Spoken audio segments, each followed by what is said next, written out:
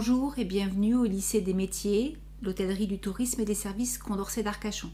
Le lycée Condorcet accueille environ 700 élèves sur des sections du CAP au BTS et est réparti en 5 pôles, donc le pôle commerce-vente, et je vous propose donc de les découvrir maintenant. Alors, nous préparons au lycée Condorcet le bac pro MCV, métier du commerce et de la vente. En seconde, c'est une seconde commune qui s'appelle MRC, métier de la relation client, qui prépare à 3 options: l'animation et la gestion de l'espace commercial, la prospection clientèle et la valorisation de l'offre, et le métier de l'accueil. Nous préparons au lycée les 2 premières. Bonjour, je suis Stéphane Olivier, professeur de vente au lycée Condorcet Arcachon. Je vais vous présenter le bac pro MCV en option A, l'animation et la gestion de l'espace commercial. Alors dans un premier temps, je vais parler du contenu professionnel avec globalement une structure autour de 3 concepts: l'approvisionnement, la vente et la gestion. L'approvisionnement, savoir qu'un magasin travaille avec des fournisseurs pour lesquels il va acheter des produits pour tout simplement implanter son magasin. La vente, parce qu'il faut maîtriser certaines techniques de vente face à la clientèle. Et ensuite la gestion, parce qu'un bon magasin doit être bien géré. Nous travaillerons également une partie communication avec notamment tout ce qui concerne les réseaux sociaux. On travaillera avec des smartphones, éventuellement tablettes et ordinateurs. Concernant les aptitudes au niveau du travail, il faut savoir qu'un bon vendeur doit prendre certaines initiatives, être dynamique, souriant, avoir le sens du contact vis-à-vis de la clientèle, une bonne aptitude d'expression et de communication, mais aussi une bonne condition physique. Il faut savoir qu'un vendeur reste debout la plupart du temps toute la journée et il faut pour cela être en forme. Alors les métiers. Concernant les métiers, ce sont des vendeurs plutôt spécialisés qui travaillent soit dans des structures de taille modeste, comme les petits magasins, dans les galeries marchandes que l'on connaît. On peut travailler dans une grande surface alimentaire, telle que Carrefour, Leclerc, Auchan, ou des grandes surfaces spécialisées, plus particulièrement dans un domaine comme le bricolage, je pense notamment à Leroy Merlin, du multimédia par rapport à Boulanger, Darty. Concernant les poursuites d'études pour l'option A, vous avez la possibilité plus particulièrement de faire un BTS, c'est ce qui est le plus plébiscité par la plupart de nos élèves, le BTS MCO ou le BTS NDRC par exemple. Concernant les stages, il faut savoir qu'il y a 22 semaines sur les 3 années et en première et terminale, les stages se découpent en 2 périodes de 4 semaines par année. Les élèves peuvent également suivre une formation Erasmus en espagnol avec la possibilité en terminale de réaliser un stage de 4 semaines sur Madrid. Alors l'option B que nous proposons concerne la prospection clientèle et la valorisation de l'offre commerciale. Donc en gros, c'est pour devenir attaché commercial avec le statut de VRP par exemple. Pour réaliser les objectifs, ce commercial va prospecter des clients par courrier, téléphone, contact direct et bien évidemment aussi par Internet maintenant. Il utilisera un argumentaire fondé sur la documentation dont il dispose. Il pourra faire des démonstrations, négocier les conditions de vente.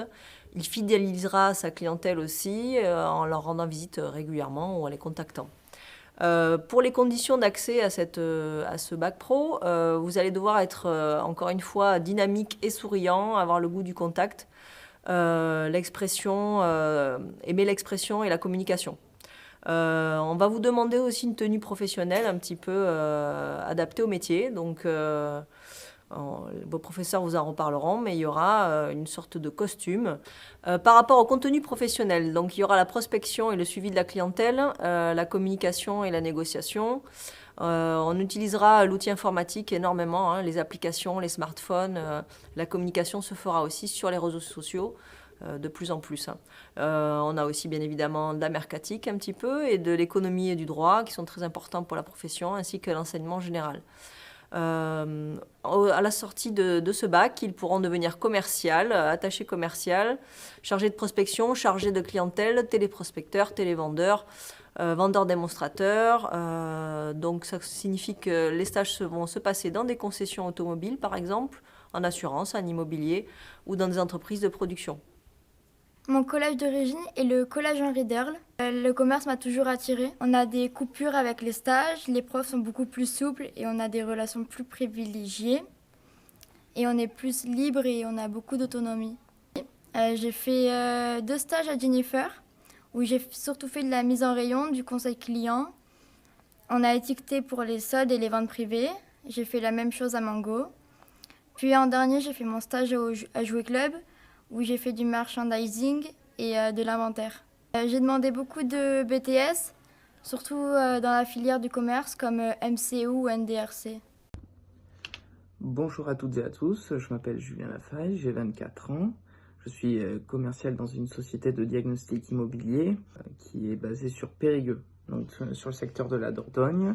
Les diagnostics, c'est quoi en fait? Quand vous vendez un bien immobilier ou quand vous louez un appartement, que ce soit une maison ou un appart, vous devez faire réaliser des diagnostics qui vont qui vont permettre de savoir l'état de la maison ou dans le bien auquel vous allez acheter, vendre ou louer. Donc ça passe par la vérification de l'électricité, des termites, l'amiante. Voilà, ça c'est la partie un peu plus technique. J'ai été embauché en novembre 2017. J'entame donc ma 4e année à ce même poste donc de commercial. Moi, je suis basé principalement sur la Gironde. Je m'occupe de toute la partie commerciale sur la Gironde. Mon métier consiste en quoi? Il consiste en fait à développer mon réseau, le chiffre d'affaires de la structure, connaître également l'entité, la marque de ma société, donc Expertimo. Je fais pas mal de choses, j'organise toutes mes tournées, il faut donc être vachement autonome, présenter les rendez-vous, organiser ces rendez-vous, démarcher les agences immobilières, les notaires, faire les plannings des techniciens également qui font les interventions pour réaliser les diagnostics. En ce qui concerne mes études, j'ai réalisé donc un bac pro commerce au lycée Condorcet, puis après j'ai enchaîné sur un BTS MUC, Management des unités commerciales, au lycée Gustave Eiffel à Bordeaux. À la suite de ça, j'avais deux possibilités, soit je continuais donc sur une alternance pour faire un bac plus 3 et puis après peut-être un master. J'ai pris la décision d'arrêter mes études donc, et puis j'ai eu cette opportunité-là qui s'est présentée de rentrer directement dans le milieu professionnel par le biais de Pôle emploi où j'ai fait un stage de découverte pendant 1 mois. Et puis à la suite de ce stage-là, donc en novembre 2017, j'ai pu signer mon CDI. Donc voilà. Mes expériences professionnelles, j'en ai pas tant que ça parce que j'ai fait mes stages, que ce soit mes stages de bac pro ou mes stages de BTS dans la même enseigne, donc à Intermarché à La Teste, au rayon multimédia, petit électroménager et le GEM, le gros électroménager. Les qualités principales qu'il faut pour faire le métier de commercial, je pense, c'est beaucoup d'autonomie. Ça va être également après de l'organisation, de la motivation, parce que moi j'ai une totale liberté. Si j'ai envie de travailler, je travaille. Si j'ai pas envie de travailler, je travaille pas. Mais il faut savoir qu'à la fin du mois, c'est quand même notre chiffre d'affaires qui fait qu'on a une bonne paye ou une mauvaise paye. Ça va être la prestance, la présentation devant les clients, savoir bien me parler, avoir un vocabulaire adapté au milieu professionnel.